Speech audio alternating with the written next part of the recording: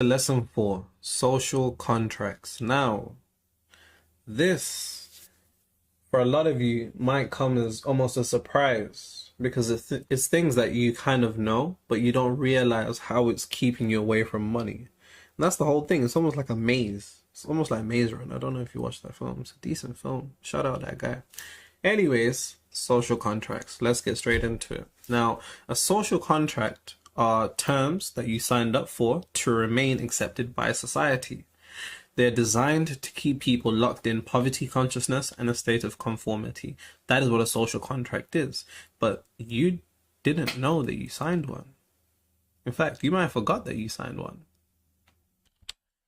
Humans evolved in tribes, supposedly, if we're going on the evolutionary, yeah, of course. So, social acceptance was vital to survival, or you'd be alone against the elements. That's the truth. It is literally vital, or it was vital, for us to remain in tribes, or we would be fighting saber-toothed tigers alone, we'd be cold as hell alone, so on and so forth. Now, as a result, a desire to be socially accepted is wired in our DNA, and we fear violating social terms, as this would lead to a social death. Quite literally, which to our minds is no different from an actual death, because remember, as much as humans have technologically advanced, the human mind and human psyche is still prone to the same shit. So never forget that. Don't think because we got iPhones and we can FaceTime and stuff like this, and there's AI and the metaverse and finding evil that would supposedly in the clear. Because that's not the truth. Your mind is still prone to the same psychological phenomena. This is why, there's still a region of your brain called the basal ganglia, the reptilian brain. It's your most primitive brain, which can be tapped into, fight or flight. Now, like I said, social death is practically a real life death to our minds. It's no different because of what it represented back in the day. So, in exchange for adhering to our social contract, we get love. People think the easiest way to control the ego is through fear, but nah, love is the easiest way to control the ego. Really think about it. Whoever distributes the love to you has certain conditions attached to that distribution, and so they control you. My girl loves me because of my ability, and this isn't me speaking personally, this is just me speaking in general, loves me for my ability to provide, value in resources, right? But if I wasn't accumulating resources, would said partner be with me? Or even on the other end, for women, if I didn't provide certain sexual access, would this person be with me? So the love that they give me, depending upon the sexual access, their love comes with certain conditions, which means that they control the distribution of their love. You see what I'm saying? Right? And this is why the world, a lot of people realize that they've been living for others, because so much of our lives revolves around love that we don't even realize. And you'll see what I mean.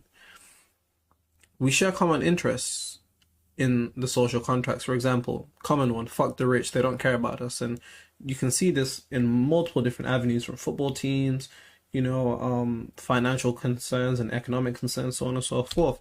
But it's important you understand this. Love is the easiest way to control the ego. Literally, almost everything we do is for love. Literally, almost everything we do is for love, but you don't realize it, because when I say love, you have this romanticized feeling of a guy, finding the love of his life, and, they're happy, and, she's his everything, so on and so forth. But no, I mean the simple base emotion of love. Everything we do is in regards to that. A mother is a mother because she wants love from her child. You know what I'm saying? So she cooks and cleans for her child without realizing that, even as simple as a baby, babies control people. Go ask a parent who's in charge when a baby is first born. The baby's in control. The baby's in straight control, because they're the ones who have their certain conditions. Yo, you want me to be quiet? Okay. Then give me this ice cream. Oh, ice cream tastes nice. I'll be quiet when she gives me an ice cream. And, that's her definition of love, me being calm and quiet. We don't realize this. Our social contracts are built on the basis of love. Love is the easiest way to control the ego. But when I say fear, you got, oh, do this or I kill you. It sounds, it's more in your face. But love, the control of love is extremely subtle, which makes it so much more dangerous. Because if I can make someone dependent on my love, I can make them do whatever I want to do.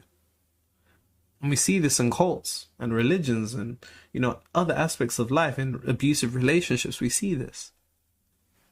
Love is quite literally a drug, right? That's what people say. Social contract number 1. I will not receive, because that's rude. Now, we are taught by parents that it's rude to accept drinks or food when you go to people's houses. Now, being African, you kind of realize this is kind of a witchcraft thing, but nonetheless, you know, I've spoke to many people that are like, yeah, you know, I don't know why. My parents just were like, yo, don't do that. It's rude. It's weird. It's so weird, right? Your mind is unconsciously repelling money, because the only way you get money is by receiving money. So if we are socially engineered to see receiving as rude, but receiving is the foundation of wealth creation or being rich, then there's an issue. Because an inability to receive is something as small as a glass of water. Think about how many times you've been to someone's house and you've been thirsty as hell and you say, no, I'm good, no, nothing. Because you don't want to inconvenience someone because you see it as being rude, because you've been programmed to see it as that. An inability to receive something as small as a glass of water will affect the ability to receive greater things such as money. If you can't receive a glass of water, how are you going to receive money? And this is the thing. Nothing is unconnected. The mind makes unconscious and subconscious associations with so many things you don't even realize.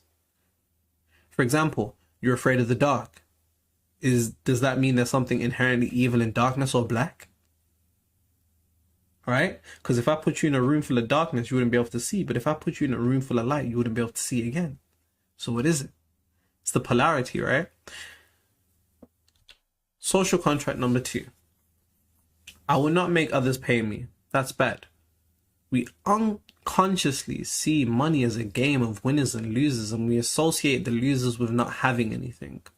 Therefore, and because we've experienced the pain, the sadness, the anger, the humiliation, the frustration, the shame, the apathy, remember, lesson 1, the emotion that sticks to us.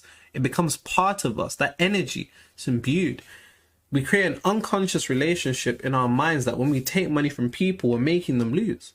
How many times when you've done something for somebody, whether it's a service or something that you could have charged them for, have you said, oh, no, don't worry about that. Don't worry about it. Don't worry about it. Are you doing this because you're a kind person or because you feel bad? Right? We do this unconsciously because we don't want to put someone in a lesser position, because we see money as a game of winners and losers. But go back to lesson 3. False beliefs. Money it's not a zero-sum game. And if you see it like that, then of course, it's not going to go well for you. Social contract, I will not attain wealth because I want to fit in.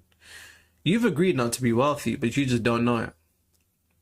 You've agreed not to be wealthy because in your heart, you know your loved ones and your closest ones will begin to treat you different. They'll begin to see you different. They might even lose respect for you. On a deeper level, you lose that ability to relate, which, remember, is biologically wired into every fiber of your being. That's what you want to do, because you don't want to be away from the tribe. You don't want to get eaten by the saber-toothed tiger or the pterodactyl. You know in your heart that it's going to be different. The elevation of finances comes with a lot. I won't lie to you. And you know that. So unconsciously, you signed up to agree to remain with everybody else. So you don't want to make anyone feel bad. You don't want survivor's guilt. You don't want everyone to be like, oh, yeah, you're doing well, while knowing they're in a certain position. You don't want that. You know your ego will lose the love that it's become addicted to. But see, this is the thing. You got to make a choice. I'm going to get into that. I will not separate my concerns from everybody else. This is another social contract. Look around. Literally look around. Everyone you love is complaining about the rising cost of living. It's a nightmare. They're like, oh, baked beans have gone up by 18 pence. That's insane. The world's falling apart. Croissants have gone up by 70p. They used to be £1.10 and now they're £1.80. It's going crazy over here, for one pack. People are losing their jobs. People are losing their houses. People can barely afford to survive. But you want to accumulate money and you can't sit in 2 chairs at once. So like the avatar you see on the right, you got to think. If you embark on a journey to accumulate money, you won't be able to relate to everybody. You won't be able to relate to their struggles. You won't be able to relate to their concerns. Now you know your social contracts. We have to break them. We need to break these terms and conditions, because I can't have you, you've bought this. I can't have you stay in there, or else, it won't be good for anybody, right? Or else you'll be complaining with everybody else about the rising cost of living. But you have to understand some very important things. This is how you break the social contracts. Receiving is the foundation of wealth accumulation. Therefore, practice receiving everything you are given. You're walking out in town, someone says, here, you want a sample? Take it. Somebody says, oh, let me pay you for this, even though you want to give it to them for free? Take it. Get normal. Establish a healthy relationship with receiving. Because if you can't, you will never receive money, because that's how you get money. You receive it. You don't make it. Like I said, you don't work at the Bank of England, ECB, Federal Reserve. You earn it. Part of earning is receiving. Someone has to say, here. You need to be able to have your open hand out without feeling like you're destroying someone's life by taking it. You have to learn to receive. And remember, nothing is unconnected. So practice receiving. Now, if you have a particular service, charge people. Stop affirming your mental problem with taking people's money. If you want more money, you have to get used to charging people, even your loved ones. Yes, I'm sorry to tell you, and this is prevalent in my community, and this is why a lot of our businesses don't, become successful, is because we're doing everyone favors. What? No, you're trying to stay in your social contract. Break that now. Make a decision. Will I not elevate and accumulate money to fit in? Who do I even want to fit in with? There's not a lot of space at the top, and you must make peace with the fact that whoever you lose on the journey was never supposed to be with you. And that's the unfortunate part of the game. Unfortunately, you have to make the decision. Yeah, you feel bad, for wanting to do better, maybe even doing better. But how long are you going to let your family that you were born to suffer and not give them the life they deserve, all because you feel bad? You're not the first person to be successful. You're not the first person to come from nothing. And I'm saying this to you to kind of smack your head in so you understand that you have to make that decision. I'm not going to let you remain where you are because you feel bad. You have to separate your worldly concerns. Now, you can't sit in two chairs at once. You can't desire to be this wealthy person who accumulates money but then complain about the cost of living. You just can't. You can't be this wealthy individual but then say, yeah, electricity bill, it's gone up. You can't sit in two chairs at once. You can't. You can't chase two rabbits at once. You can't sit in two chairs at once. From now on, never complain or worry about the rising cost of living. And I'm going to get into practical strategies on how to actually go about that. But you have to understand that anytime you align yourself with the fact that, it's hard out here, rise the cost of living, this is some hard stuff, you're aligning your mind and your consciousness back into the social contract. Now, you have to break that contract if you want to make it. That's just the real. These are how to break the social contracts. I shall see you in lesson 5.